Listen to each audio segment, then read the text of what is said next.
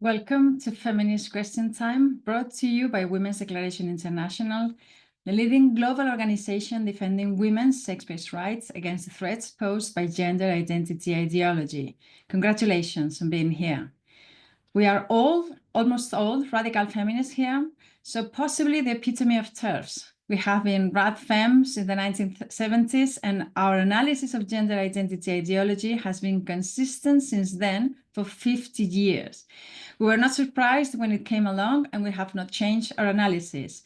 In 2018, we wrote a declaration on women's sex-based rights, which lays out our position, which has been signed by 38,569 people as of today from 160 countries, and it is supported by 537 organizations. We have volunteer activists, including country contacts from every continent. Please join us. You can also become a member of WDI to help our work by volunteering or donating.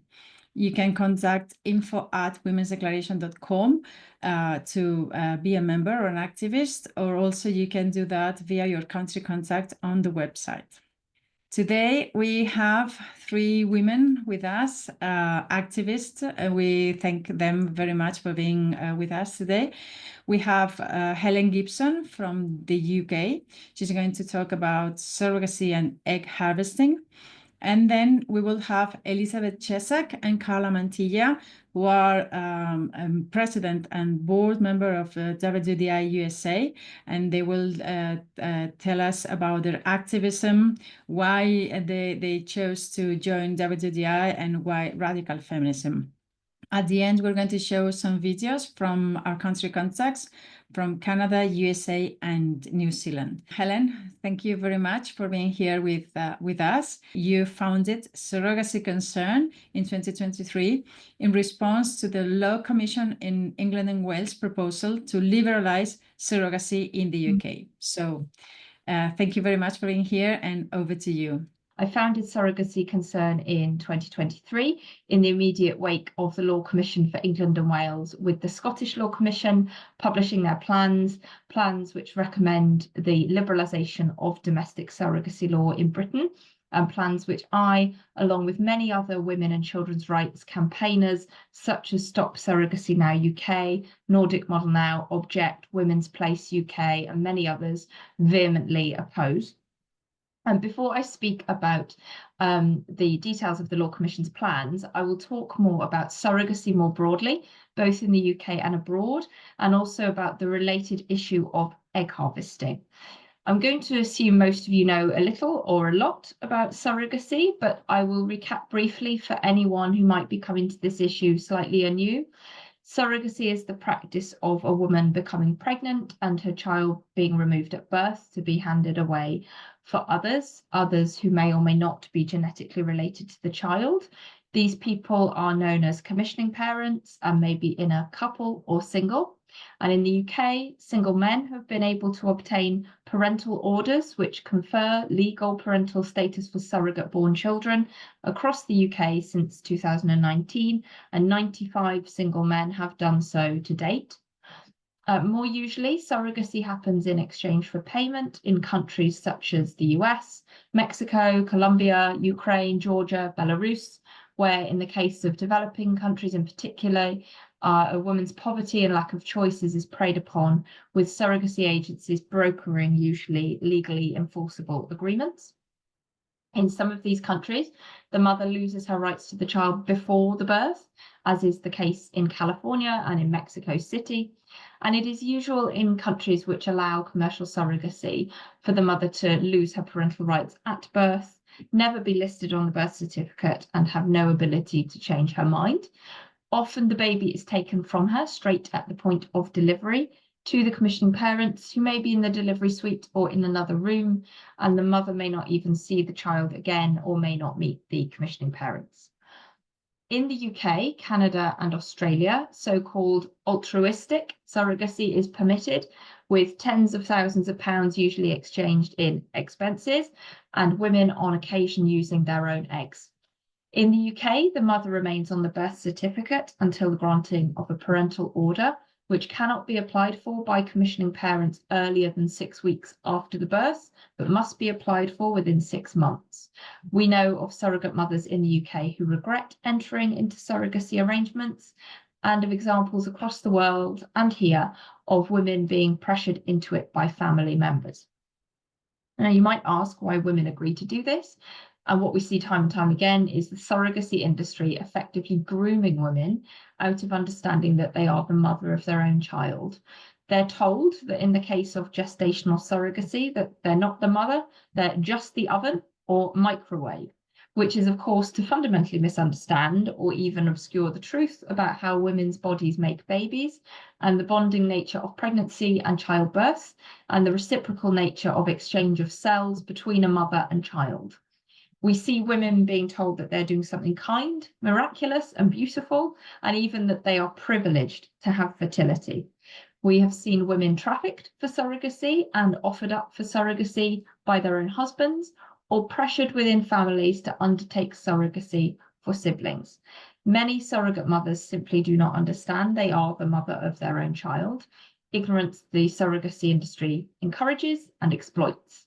And this is all the more chilling when we consider new research published just last week by Queen's University, Ontario, which shows gestational surrogate mothers are at 3 times higher risk for severe pregnancy complications. In countries which allow commercial surrogacy, the law effectively views surrogate mothers as vessels with no legal rights and no say over their own bodies once surrogacy contracts are signed. In 2023, 513 parental orders were granted in cases of surrogacy in England and Wales. And while surrogacy is reserved to Westminster, the Ministry of Justice do not hold data on parental orders for surrogacy in Scotland or Northern Ireland, data which I have had to separately request from their governments and executives. And the Northern Ireland executive recently informed me they do not centrally record the numbers of parental orders for surrogacy there. And nor do the Westminster government break down the data they hold. So we cannot see the split between domestic surrogacy and those bringing a child into the UK, conceived and born abroad, to a mother in a commercial surrogacy arrangement. We estimate this to be around a 50-50 split. Globally, the surrogacy market is now worth an estimated $14 billion. This is projected to rise to $130 billion by 2032. Tens of thousands of children have been born to surrogate mothers since the large-scale development of the practice in the 1980s.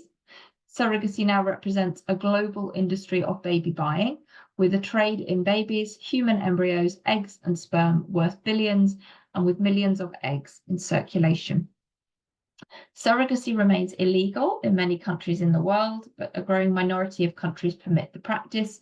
A bill is currently progressing in Uganda, which would regulate the practice and in principle allow for international commercial surrogacy in that country. And we understand the same is currently going on in Nigeria. In the UK, some cases here have gained notoriety in recent months, not least the case reported just this summer when a 72-year-old man was granted a parental order at the Sheriff Court on the east coast of Scotland for a 3-year-old boy born to a surrogate mother in the US in 2020. The boy's commissioning female parent was already dead from a stroke. The couple was 69 when the baby was born. In the newspaper The Mail on Sunday recently, we were quoted responding to the news that 95 single men have applied for parental orders for surrogacy in the UK since 2019, and that 293 men over the age of 50 have applied for parental orders, with 43 of those men being over the age of 60. Surrogacy is growing rapidly and demand is increasing. Where we see one jurisdiction closing, another often opens. Ukraine is still operating despite the war, though numbers are down. So couples are now looking to Mexico and Colombia. Thailand has announced it intends to reopen its borders for international commercial surrogacy, and Taiwan looks set to do the same. A disaster for women in Southeast Asia who will be pressured and trafficked for surrogacy, and for the children who will be taken thousands of miles away from their mothers in the weeks after birth. Meanwhile, a British surrogacy agency, My Surrogacy Journey, has opened an arm for commercial surrogacy in Mexico City. where they are offering around £11,800 equivalent to Mexican women to become surrogate mothers for wealthier Western couples. And despite commercial surrogacy being notionally banned in the UK, commercial surrogacy agencies are free to come and go, visiting this country and hosting events where they promote the practice. We even know of commercial surrogacy agencies who have permanent offices in London. International commercial surrogacy is the Wild West. We have seen multiple cases of sex offenders buying babies, babies being abandoned or rejected when they are born disabled, surrogate mothers left with regret and birth injuries, and we know of surrogate mothers who have died in childbirth. There is no international treaty against surrogacy, and while human trafficking is governed by the Palermo Protocol at the UN, surrogacy was not included within it during its development in 2000, leading to a lack of ability to prosecute surrogacy across international borders or categorise it as child trafficking. Meanwhile, in the UK, while commercial surrogacy practices are not allowed, altruistic surrogacy, so-called, is not. So-called expenses for surrogate mothers stand at an average of £15,000 per pregnancy. We frequently see women using their own egg in the pregnancy, meaning at the point of handover, women are giving away their own genetic child. In 2018, 5 cases of expenses over £60,000 per pregnancy were presented to the Family Court in England and Wales. And as I've said, we know of many cases of regret, coercion and pressure in the UK model, including cases of surrogate mothers fighting through the courts to get access to their own children later. Despite commercial surrogacy not being permitted in the UK, there is nothing to stop British people going abroad, buying a baby and then bringing them back to this country.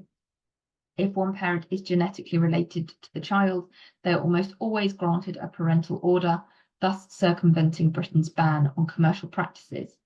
The UK government does not hold the data on the numbers of children brought into the country this way, or for domestic surrogacy cases where a woman uses her own egg. We see this as a failure of safeguarding and a child protection issue, which we have raised with all relevant government departments in Westminster. Provided there is one commissioning parent who is related to the child, a parental order is almost always granted by the courts. A new birth certificate will then be issued with commissioning parents' names listed as Parents 1 and Parent 2.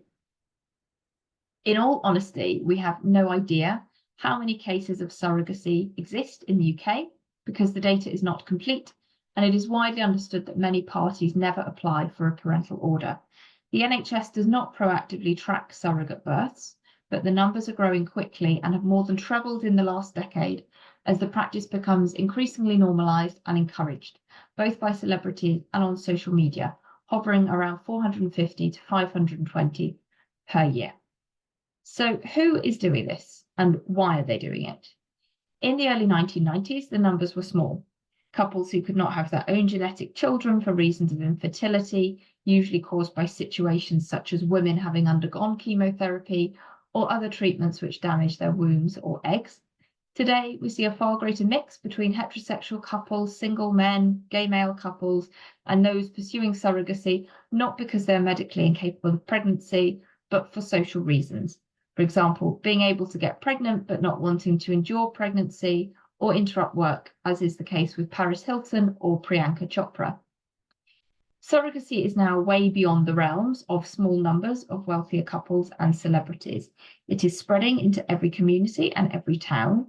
A practice which once elicited outrage is quickly becoming normalised.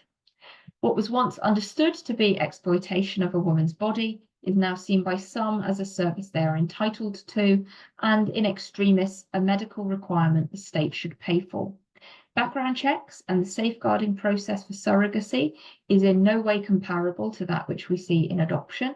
And unlike when you buy or adopt a new puppy or kitten and have to wait 8 weeks before you can remove the animal from their mother, no such law exists in the UK to protect a child or their right to remain with their birth mother.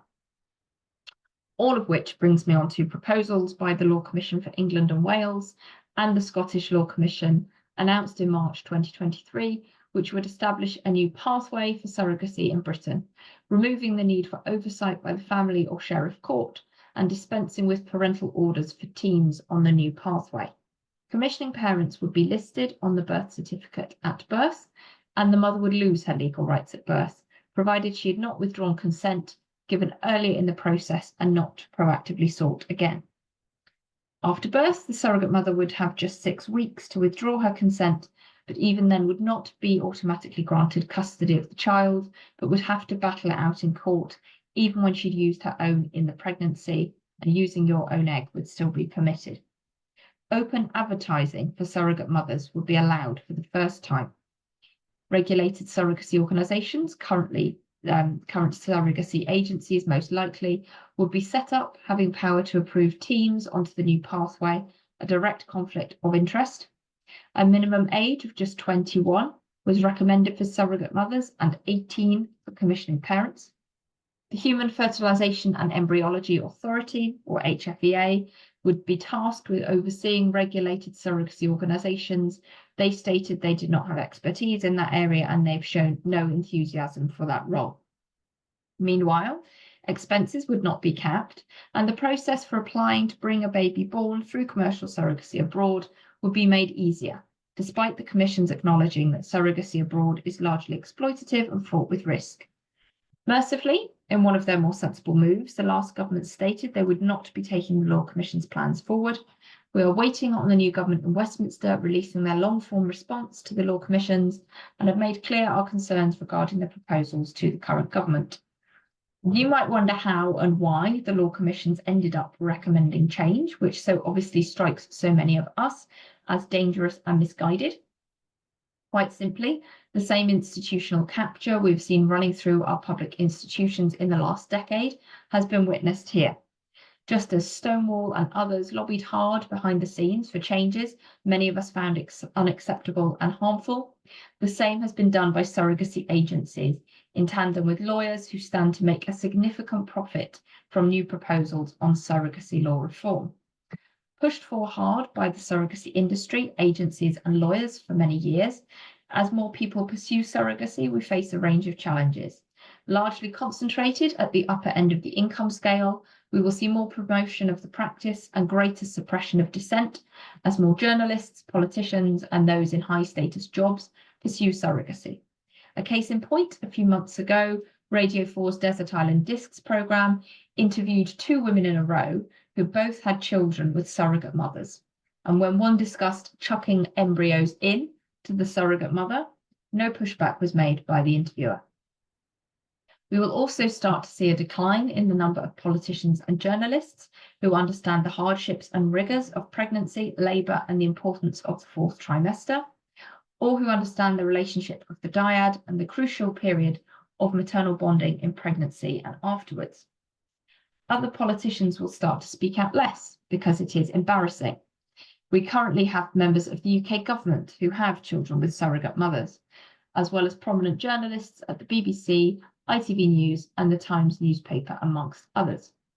So it's vital we grow our numbers, raise awareness of the issues and the impact they have on women and children, because we are at a disadvantage and the general public knows very little about how this works.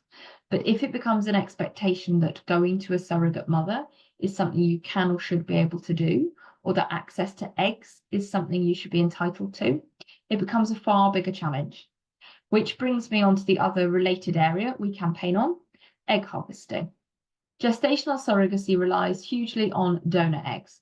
If a commissioning female would-be parent doesn't have her own eggs, she or a male couple or a single commissioning man will buy donor eggs.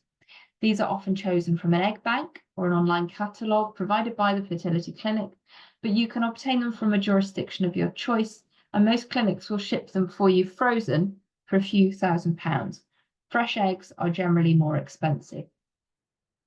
Buyers choose the characteristics they want the child to feature: race, nationality, hair colour, eye colour, educational attainment rate, height, etc.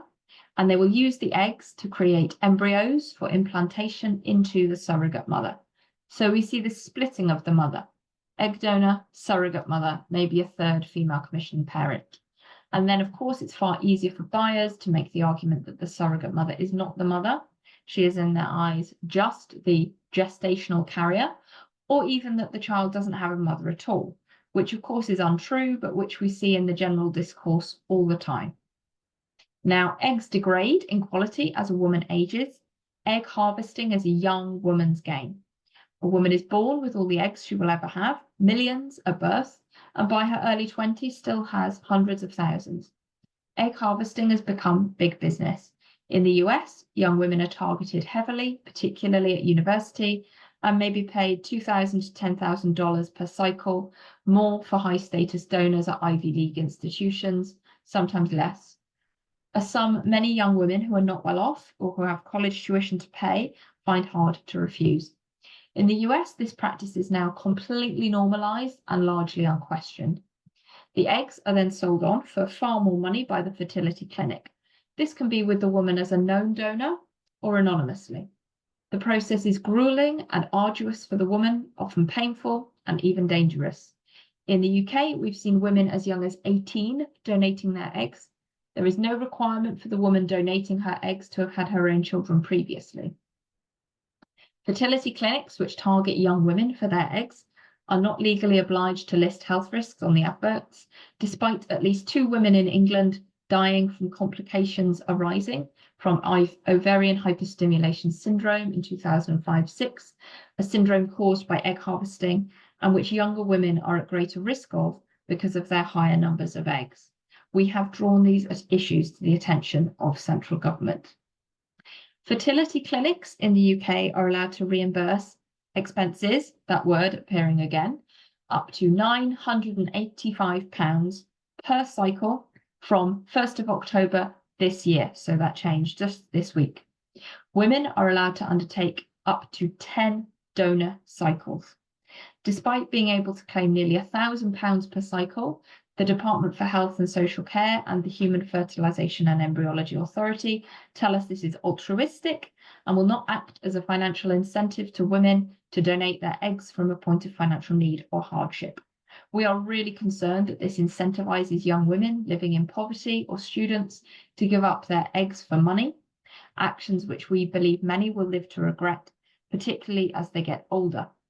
We also think the sum of £985 to women for their eggs is curious, standing as it does in contrast to male sperm donors who receive £35 for each sperm donation, rising to £45 per donation from October. The Department for Health and Social Care has confirmed to us that they have undertaken no research into the long-term risk of egg harvesting, and that adverts placed by fertility clinics asking women for their eggs do not have to list health risks. We have asked the Department for Health and Social Care to ban egg donor adverts or say that at a minimum, they must mandate that health risks be listed proactively on adverts, asking for women to donate their eggs, and that women under the age of 25 be prevented from donating. These requests have already been denied by the current government. This is bad enough. But where this takes a more sinister turn is when we find out that the Scottish government, who equalised access to IVF on the National Health Service in 2016, has since 2021 been targeting women as young as 18 for their eggs and young men their sperm via publicly funded adverts on social media, the radio, and in public buildings. The adverts, again, do not list health risks. The adverts have run at a cost of over £186,500 to the taxpayer since the campaign started. At our last check, 65 women had come forward for egg donation following the adverts, which are being run because the government says there is a shortage of eggs and sperm. Rather than accepting this is perhaps reflective of the fact that most people don't want their genetic children to be raised by others, the Scottish government see this as a problem to solve and have effectively turned young women's bodies into public resources to be mined for the benefit of the wider public. The Scottish government do not hold data on the sex of the people who are asking for eggs, so we don't know if 18-year-old girls are having their eggs harvested largely for the benefit of older men, though we are certainly very concerned at this possibility. And the Scottish Government confirmed to us this summer that, like the Department for Health and Social Care, they have not seen or commissioned research into the long-term health impact on women of harvesting their eggs. The adverts are designed to prey on women's kindness and altruism, perfect for the Be Kind era. The adverts speak of love, joy, and hope. I should stress just what a major departure this is and just what a breach this is. We're not aware of any other government in the world targeting its own young people in this way. We see it a lot with fertility clinics, but not the state. It's supremely ironic that over a year ago, the Scottish government apologised for their role in historic forced adoptions, but at the same time was pushing women and men to donate their gametes. We are in truly dystopian territory here. A government encouraging public entitlement to the gametes of 18-year-old women is concerning in the extreme. We have written to the last 3 Cabinet Health Secretaries in the Scottish Government, the current First and Deputy First Minister, the former Scottish Conservative leader, the current Scottish Labour leader, the UK government and every MP in Scotland to inform them of the campaign, the dangers and our objections, to no avail. We're incredibly grateful to the media for the coverage they have given this issue. I am in danger of going over time here, but I must stress just what a physical danger and unnatural strain egg harvesting puts young women's bodies through. It was designed to stimulate a small number of eggs for older women and women with a low egg reserve to use in their own IVF. It is incredibly dangerous to artificially encourage young women's ovaries to overproduce eggs in mass quantities, and we don't know enough about the long-term risks to women's health. Egg harvesting puts women through several stages, which will be familiar to any woman on the call who has undergone IVF. The woman must inject hormones known as downregulation, which effectively switch off the pituitary gland to stop the ovaries working temporarily and allows her cycle to be controlled by the clinic. In cases of fresh donation, her cycle will be synced with the recipient's. The woman then takes follicle-stimulating hormones to overstimulate the ovaries into producing an artificially high number of eggs at the same time. And the woman then injects human chorionic gonadotropin, which helps eggs to mature, ready for retrieval. This maturation mimics the natural process, which normally triggers ovulation, and this step is essential for egg retrieval from the ovary. The woman is either sedated or put under general anaesthetic. Eggs are collected using a very long needle inside a speculum that's passed through the vaginal wall and punctures each ovary repeatedly, gathering fluid from each follicle, which is the fluid containing the eggs. And this is where ovarian hyperstimulation syndrome can cause problems. The ovaries swell up to many times their usual size prior to retrieval. If fluid leaks out of the ovaries and spreads around the other organs, it can be fatal. There's no way to stop this once it starts. I have testimonies from women who have experienced this and who almost died as a result. Complications experienced by women who have contacted me include suffering from bowel perforations, sepsis, passing out from the pain of the procedure, and being held down by nurses to hold the ovaries in the right position during collection. We are quite clear, egg harvesting is gynecological violence against women. Asking young women to go through this for others is staggeringly irresponsible and inappropriate. It is not equivalent to sperm donation. I very firmly believe this will prove to be a future public scandal, with women presenting in a few decades' time with consequent health problems and or regret about giving up their gametes. It is galling to be living through this in real time and knowing that most of our political leaders do not see the issue. Egg harvesting takes an appalling and dangerous toll on young women's bodies. Again, we've written to the HFEA and central government, pointing all this out and highlighting the risks to working class women. It's quite something to be faced with the reality that either a faceless Whitehall bureaucrat or a junior minister simply sees this either as not a problem or simply a price worth paying so older people can get their eggs. And while some world leaders have respectively called for a ban on surrogacy and decried it for the way it affronts the dignity of women, few politicians are aware of the practice or see why it is so harmful. I've talked for a long time about how surrogacy and egg harvesting work and the scale of the problem. I haven't had much time to reflect on how these practices affect all women everywhere or give much voice to the women affected, and certainly not the children who pay the ultimate price. A price I know, as women WDI signatories, will only too readily understand and appreciate, knowing as you do, the importance of mothers in the lives of their children and just what a risk to society and explosion in demand for surrogacy means. But I'd like to leave you with a couple of quotes. One is from a British surrogate mother who I've renamed Rachel, and one from Olivia, a woman born to a surrogate mother. Rachel wrote, "I was an altruistic surrogate for some friends, carrying and giving birth to twins. It was an incredibly traumatic experience, and afterwards I had to receive treatment for post-traumatic stress disorder. I never talked to anyone about my experience, as I still find it utterly devastating. After the birth, I was more or less completely abandoned by the intended parents. We only ever hear about the positive stories in the media, pushed by the organisations that promote surrogacy. It is important that people hear about how surrogacy can go seriously wrong and the lifelong impacts of that on the women who offer their bodies to be used by others.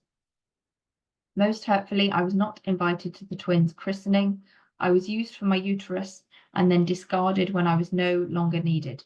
It was the most degrading and horrific experience. My mental health collapsed. I never talk about what happened to anyone, not even my close relatives, as I do not want to relive what happened to me.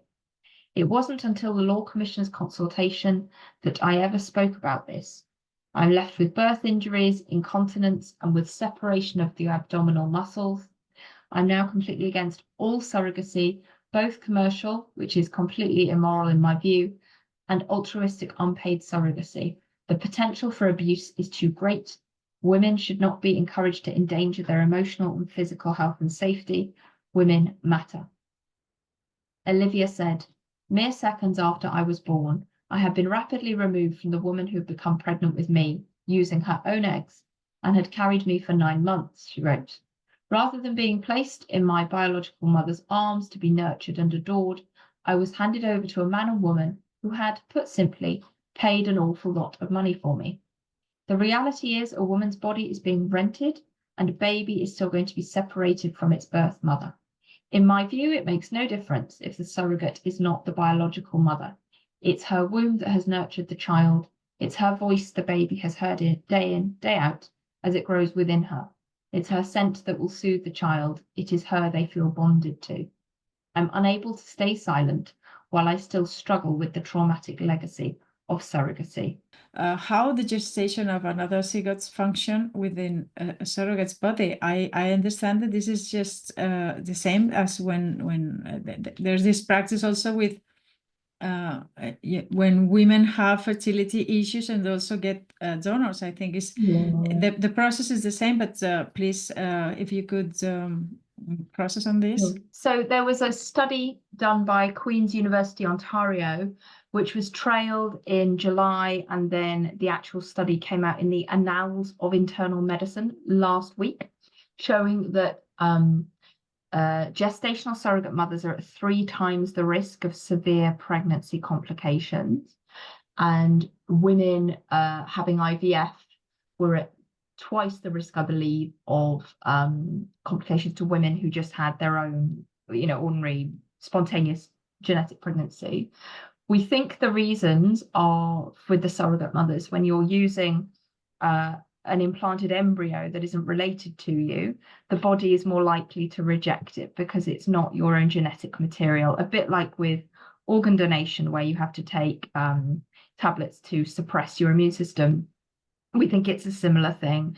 And there's even something said about how if a woman is pregnant with an embryo that's been fertilized with sperm her body is not used to, that has a raised risk potentially for preeclampsia. So the increased risks, off the top of my head, I think were sepsis, preeclampsia, and severe hemorrhaging.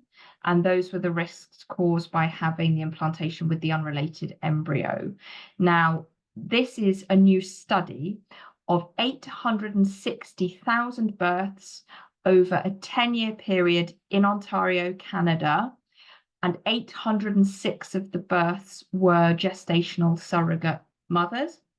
Now, Canada has the same or similar surrogacy model to the UK of expenses, not officially full commercial surrogacy, but the expenses can be high, tens of thousands of dollars. So we see a similar profile. And obviously Canada is a economically developed country, and so we see a similar profile of the women who are becoming surrogate mothers as we would in the UK.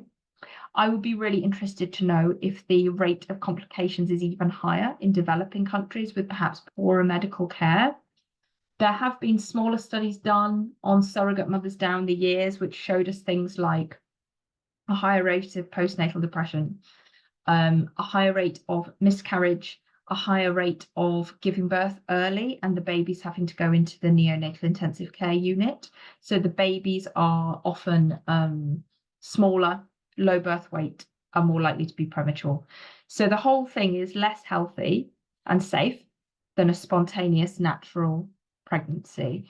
But I would urge everyone to read the study. It is available. The findings were covered in quite a lot of different news outlets, and Dr. Karla Gribble, who is a professor in Australia who looks at attachment issues and breastfeeding and has written a bit about surrogacy. She has done an analysis of the study and she wrote about it in The Conversation in Australia. Last week I retweeted that article, so it's worth looking for that. If you type in Karla Gribble, The Conversation, you should find her article. And or if someone can post it in the chat, Karleen, that's right. And Newsweek covered it in some depth as well. And there were others who covered it. The Telegraph in the UK covered it back in July. The Times covered it, but through gritted teeth, because the Times is often very pro-surrogacy and pro-egg donation.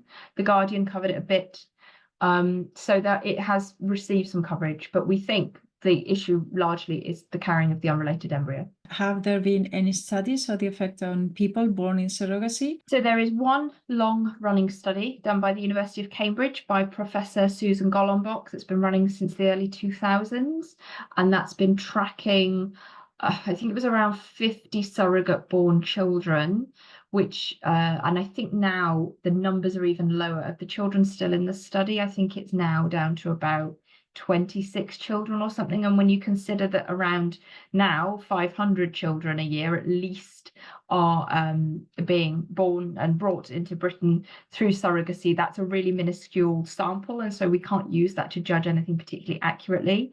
It showed there was a bit of a spike around the age of 7 of mental health kind of divergences with non-surrogate born children, probably because that's the age when the children are being told they're surrogate born. And I think it showed that around the age of 10 and 11, most of the children are no longer seeing or in contact with their surrogate mother. But really, the samples that we have are too small to make an accurate picture. And, you know, in our view, regardless of the longer term outcomes, it's still in the moment of the birth, the child, when they're born, want and need their birth mother. It's them, it's her the child is bonded to. Her, the child recognizes their amniotic fluid. Her amniotic fluid is recognized by the baby. It's her voice, her diet that the baby is recognized in utero. All these things, their cells intermingle. And to separate the child at that point is deeply cruel. We don't do it to dogs, we don't do it to cats. And obviously it's an abuse of the woman and an exploitation of her body. So ultimately, I don't think there's enough studies done of surrogate-born children to say, but there is the long-running Golombok one at Cambridge if people want to look at that. We're going to the US with 2 women that are members of the board of WDI USA. We have the president of, which is Elizabeth Chesak, and a member of the board, Karla Mantilla. They are going to tell us about their activism. Why did they choose to join WDI? Why radical feminism?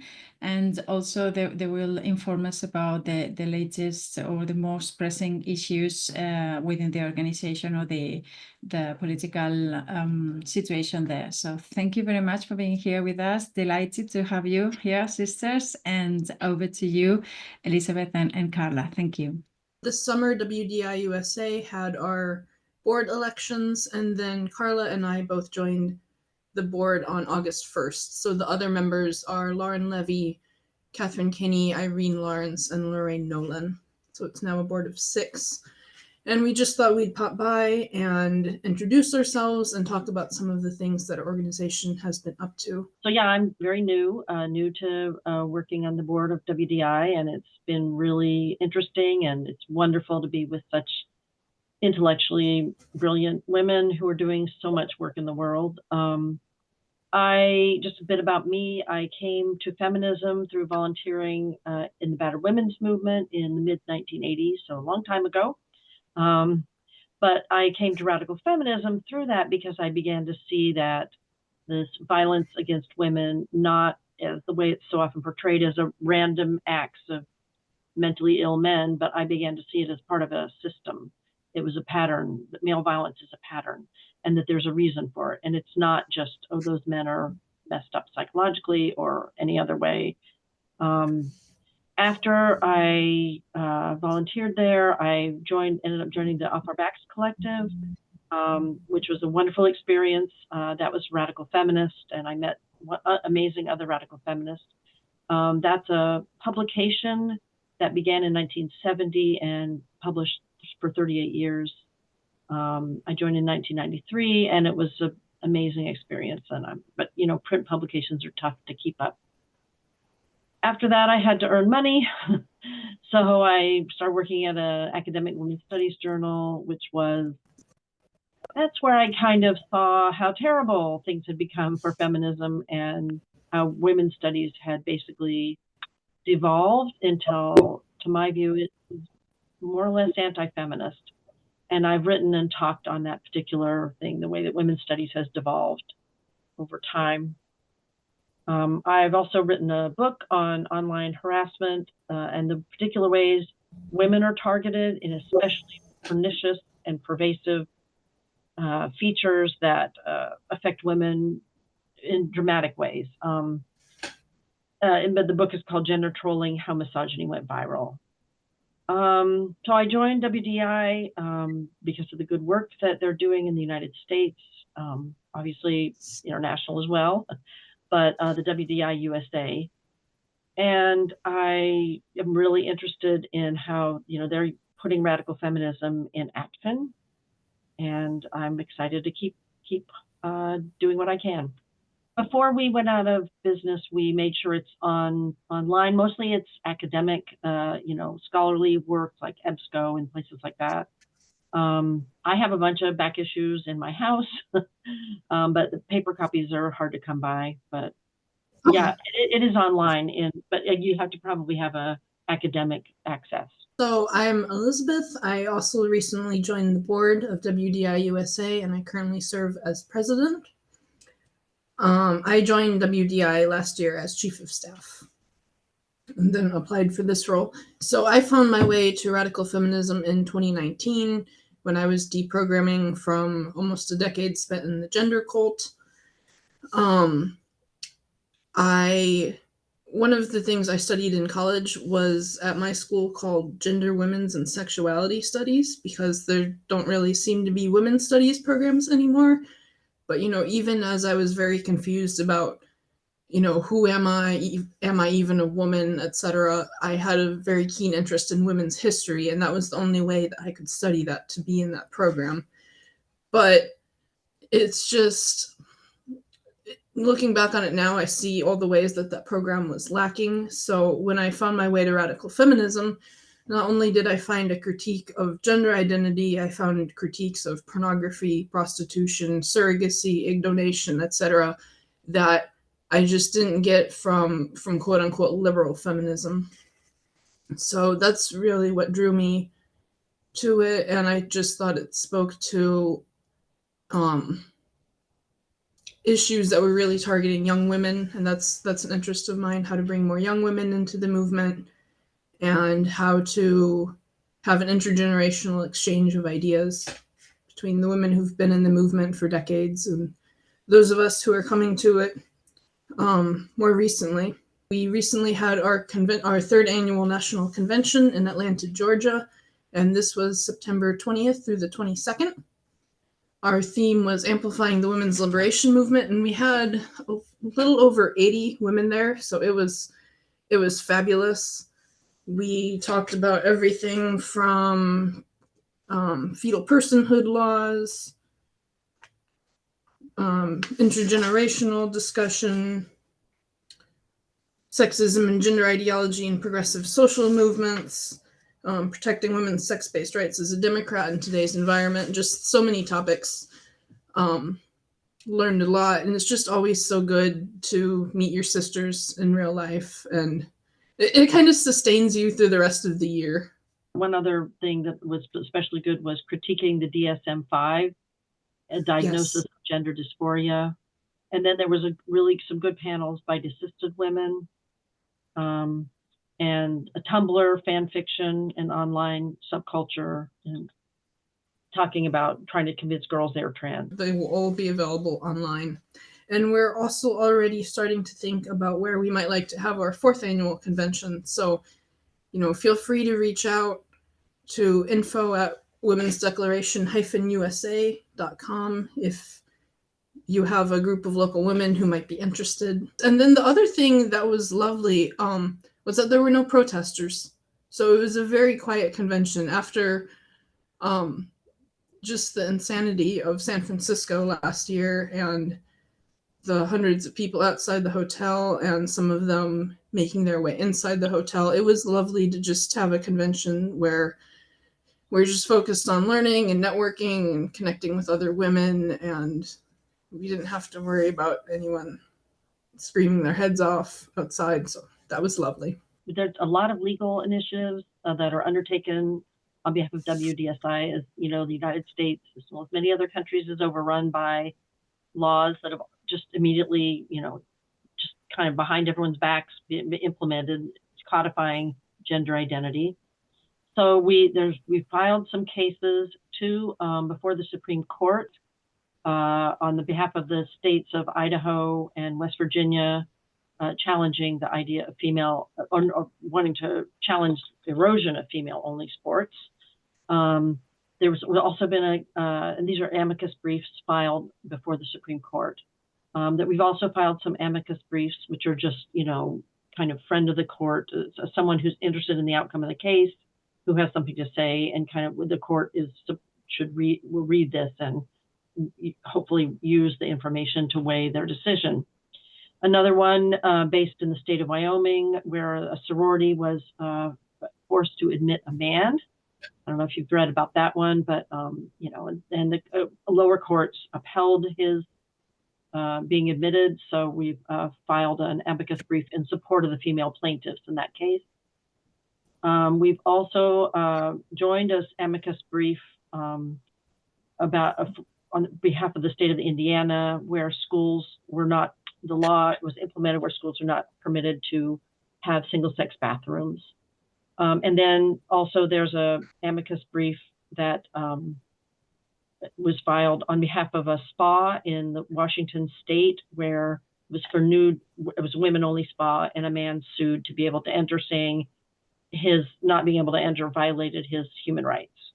There's also some ones that we're working on in the moment, so that upcoming briefs as well. There's more. I'm not going to list them all because that's a lot.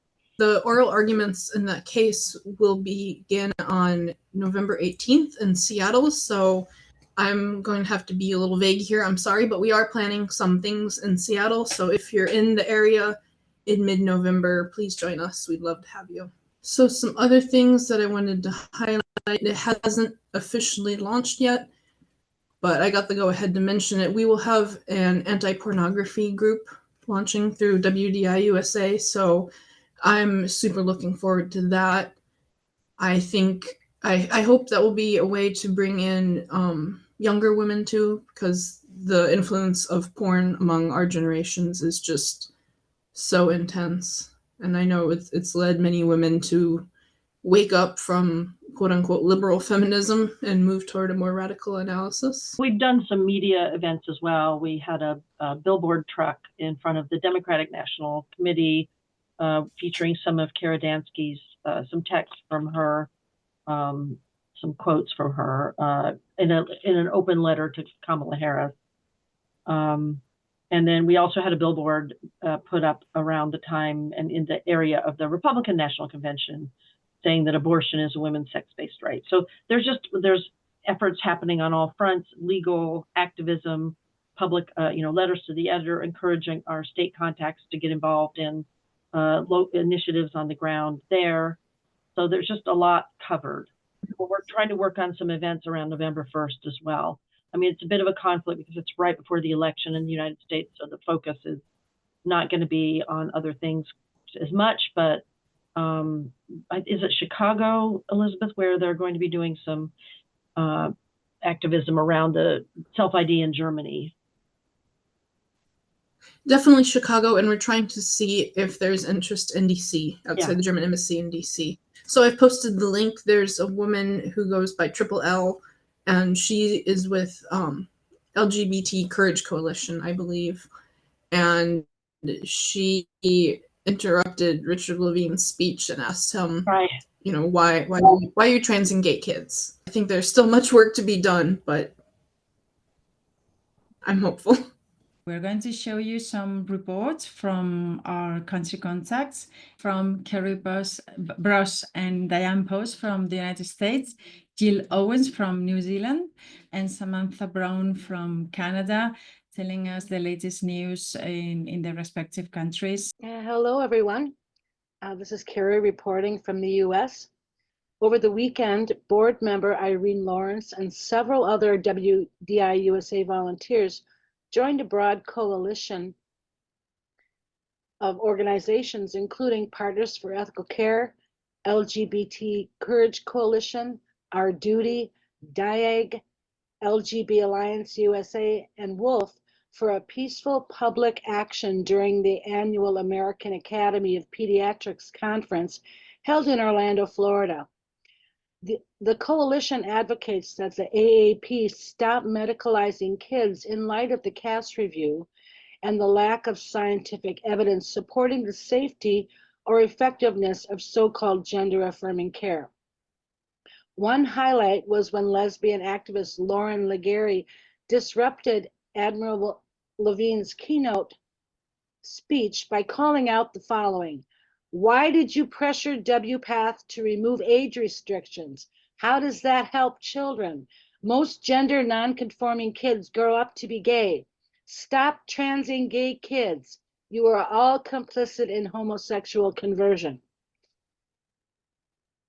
Moving on, last week, 22 attorneys general signed a letter to the American Academy of Pediatrics warning the Medical Association that its statements supporting gender medical interventions for children are deceptive and may violate states' consumer protection laws. The letter asks the AAP to substantiate its claim that puberty blockers are reversible and to provide information on its communications surrounding its gender medicine guidance. On the 25th, Kelsey Bollard, director of IW Features, the storytelling platform at Independent Women's Forum, provided expert testimony before the Senate Judiciary Committee, Subcommittee on Criminal Justice and Counterterrorism, at a hearing titled "Sexual Assault in U.S. Prisons, 2 Decades After the Prison Rape Elimination Act." In her 5-minute testimony, Bollard shared real stories of female inmates who've been physically and psychologically abused by policies that allow men to transfer to women's prisons. These stories and numerous others are highlighted in IW Features' Cruel and Unusual Punishment series. As first reported by Outkick and later discussed by Kara in her Substack post, Brooke Slusser, a current teammate of deluded male athlete Blair Fleming on the undefeated San Jose State women's volleyball team, has joined 16 other female athletes in suing the NCAA for Title IX violations. In the class action suit, Gaines et al. Versus NCAA et al., first filed in March, plaintiffs allege discrimination under Title IX in the Equal Protection Clause of the 14th Amendment. Brooke, the starting setter and co-captain of SGSU's team, says she was forced both to compete and to share a residence with Fleming without any prior notice that the athlete was male.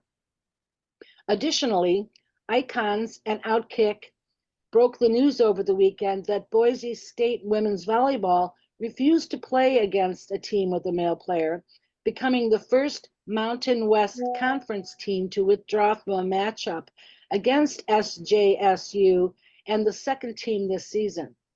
While BSU did not specify their reason for forfeiting the match, Outkick noted that the decision came after Icons penned a letter urging the Mountain West Conference and schools under the conference to step up and defend women from the potential risks of competing against men and save women's rights under Title IX. And finally, yesterday, a judge in Georgia's Fulton County struck down the state's 6-week abortion ban, making the procedure legal up to 22 weeks of pregnancy. The ban was signed into law by Republican Governor Brian Kemp in 2019, but didn't take effect until July 2022, after it faced a legal challenge and the U.S. Supreme Court's reversal of Roe versus Wade. In his ruling, Judge Robert McBurney wrote that a review of our higher court's interpretations of liberty demonstrates that liberty in Georgia includes in its meaning, in its protections, and in its bundle of rights, the power of a woman to control her own body, to decide what happens to it and in it, and to reject state interference with her health care choices. Hopefully the law will stand. Thank you. Well, over 213 people signed a resolution that was submitted to the NOW conference. At first, it had been submitted to the conference in July and was never voted on. So that meant it went to the board. So it went to the board in the most recent meeting on last Saturday. 213 people had signed this petition, and what the petition said was that in communications from NOW, the National Organization for Women in the United States, we should not use demeaning terms for women like uterus possessors or menstruators, or refer to our body parts or processes to describe women and refuse to use the word woman. So that was the resolution, was to not do that and to actually refer to women as women.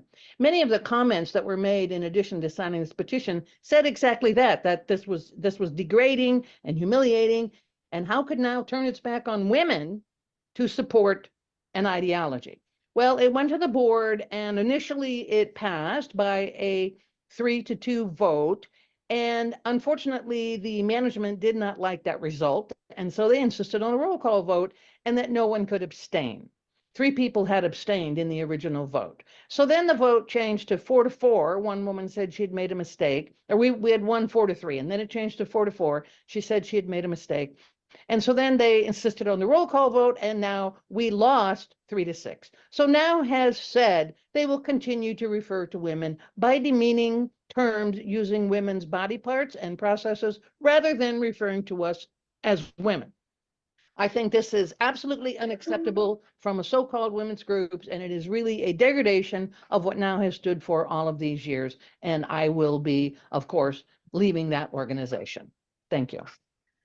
Kia ora tātou, I'm Jill Evans from New Zealand. Just following on with the hate crime material that Sam just shared. In New Zealand, the Law Commission has been asked to look into the issue of hate crimes. But already there was an article yesterday in one of our newspapers, which I'll put the link in, about the police who already record what they call hate crimes, most of which are in relation to race or ethnicity. But interestingly, in the data, it shows that there were 123 incidents recorded in the first 6 months of this year in relation to gender identity. And they regarded the rainbow crossing on Karangahape Road, which was vandalized by 3 individuals, as being a hate-motivated crime. So that was news to us. On the subject of puberty blockers, they made the news in New Zealand just recently in our mainstream media, which is quite unusual. And that's because there has been a research project based on our Pharmac, which produces the medications or distributes the medications rather, and has collected data since 2011 on puberty blockers.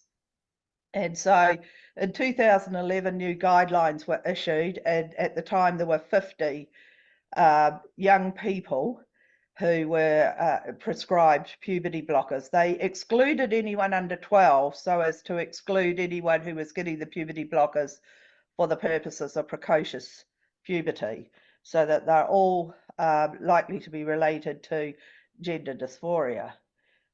So anyway, between 2014 and 2022, the number increased sharply to 400 kids on puberty blockers. And I'm just looking at the article. They have stopped increasing at that rate. But the thing is that that is far higher than the rates in anywhere over Europe or the UK. And they've got all the percentages there. It's quite alarming. But I'll give you an example of what the medical profession are saying about this. So Dr. Rona Carroll, who's a GP and senior lecturer at the University of Otago, she says that the reason is it's not because the number of transgender young people is increasing. Instead, the higher prescribing rates may be because young people feel safe expressing their gender and healthcare needs, have access to appropriate health services, and live in a country where inclusion and respect for transgender individuals is growing. And she went on to say that our model of care in New Zealand is different from the centralised gender clinic model used in the comparison countries, which often led to excessively long wait times for care. Our goal should not be to match UK prescribing rates, but rather to ensure that gender diverse children and young people receive accessible, individualised and holistic care. The Pharmac data in this paper suggests New Zealand's responding to this need. So here we were celebrating that the issue of puberty blockers had finally made it into the mainstream media, but you can see that was not the only GP who was quoted in that article along similar lines. So that was rather disappointing. The other things that's been happening in the past week, one is that there is going to be a de-cult conference in Christchurch. And it's predominantly, we thought, oh, that would be good if they look at the gender cult. But unfortunately, the only speaker who we know is in relation to that issue is a doctor who's with the gender clinic for young people in Christchurch, Dr. Sue Bagshaw, and she's a well-known, very strong advocate of puberty blockers and cross-sex hormones. So goodness knows what sort of cult she's going to be talking about. Mostly it seems to be religious people, Jehovah's Witnesses and so on, brethrens. But interesting that the issue of cults is going to be debated in this conference. And finally, we've sent off a press release from the Women's Rights Party yesterday because there has been, and I've reported to you before about the Midwifery Council's scope of practice, which defines the role of the midwife, but failed to mention or took out any mention of women and babies from the scope of practice. One of the issues that has been raised is their appropriation of the Māori language to hide their cover as a cover for their transgender.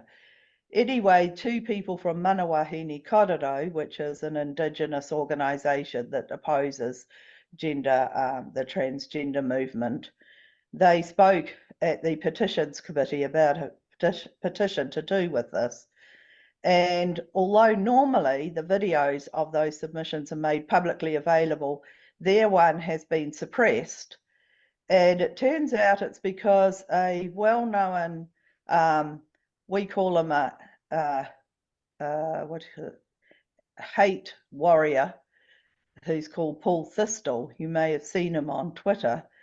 he has made a complaint to the Speaker of the House because one of the women from Mana Wahine Korero was wearing a wahine, that's woman, equals adult human female t-shirt within the precincts of Parliament. And apparently that's not allowable. It's not allowable in any public service workplace either, apparently. News to us. And a former MP says that if anyone in the past has worn that t-shirt in our Parliament, they've been told to take it off. So I put out a press release saying, I hope they had something over the top of their bra when they were told to strip their t-shirt off. Anyway, so that's so I'll put those links up for you, and that's it from New Zealand this week. Hello from Canada.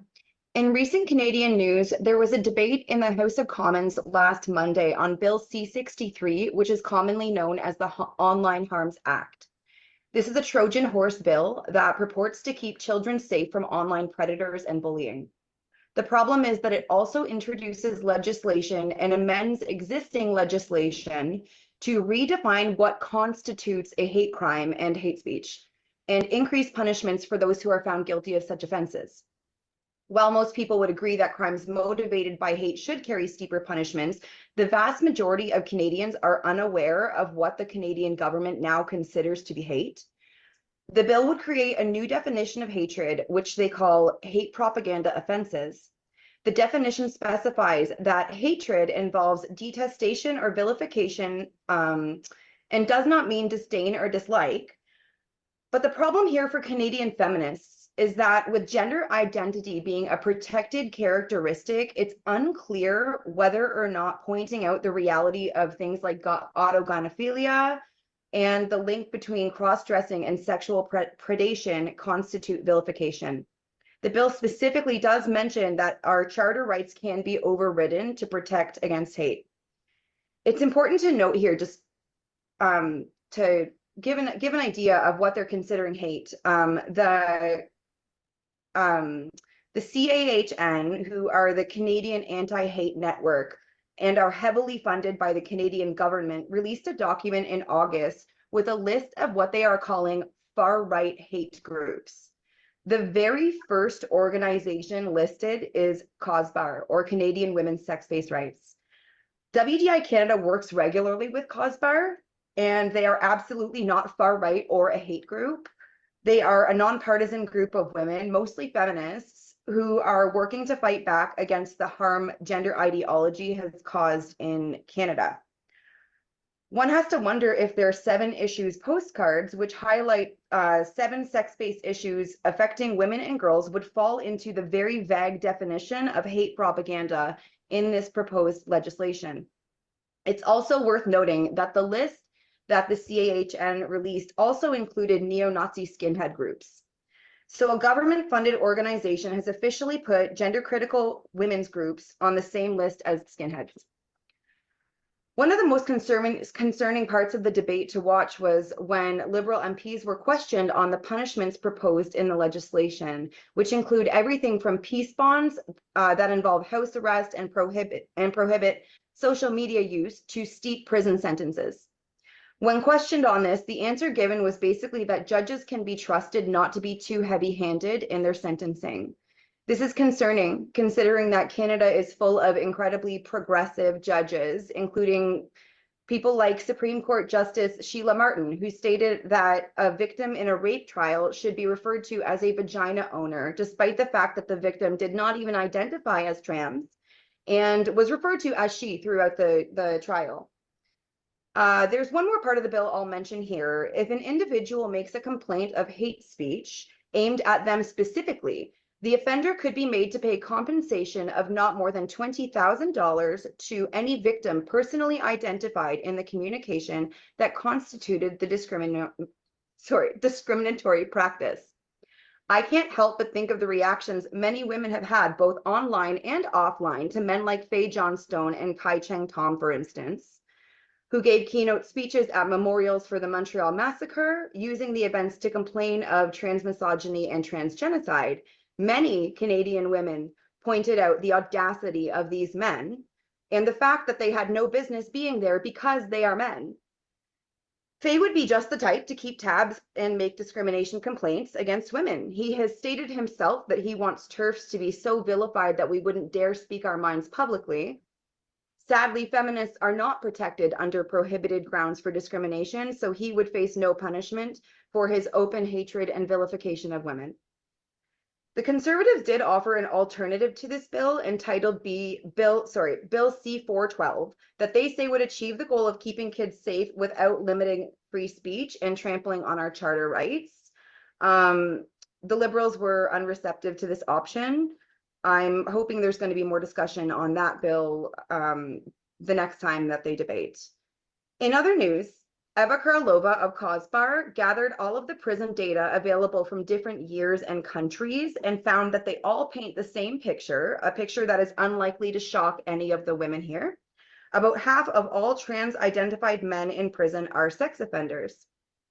And that's, she gathered from as far as New Zealand, UK, Canada, the US, all over. Finally, Canadian women will be gathering in Ottawa and possibly in other Canadian cities on November 1st to protest the new self-ID laws coming to effect in Germany. We're encouraging any women in the Ottawa area to join us at the German embassy on November 1st, or to find the consulate in their area to protest there. And that's all from Canada today. Thank you.